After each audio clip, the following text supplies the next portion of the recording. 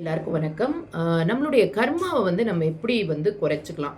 நம்ம வாழ்க்கையில நம்ம திருப்பி திருப்பி பிறப்பெடுப்பதற்கு காரணமே நாம செய்ற நல்ல கர்மாக்கள், கெட்ட கர்மாக்கள். ஸோ இது இந்த சோல் எத்தனை பர்த் எடுக்குது அப்படின்னு பார்த்தீங்கன்னா, என் நம்பர் ஆஃப் பர்த். நம்ம கம்ப்ளீட்டா பியூரிஃபை ஆகுற வரைக்கும் நம்ம திருப்பி திருப்பி இந்த பிறவி கடல்ல உழண்டுகிட்டே தான் இருப்போம். ஸோ அப்ப அந்த கர்மாக்களை குறைக்கிறதுக்கு என்னெல்லாம் வழி செய்யலாம்? நம்ம வாழற இந்த மனித பிறவியில நாம எப்படி நம்மளுடைய கர்மாவை குறைச்சுக்கலாம்? எறும்புக்கு உணவளிக்கலாம். அடுத்தது பசுவுக்கு உணவளிக்கலாம். நாட்டு நாய்க்கு உணவு அளிக்கலாம். காகத்திற்கு உணவளிக்கலாம்.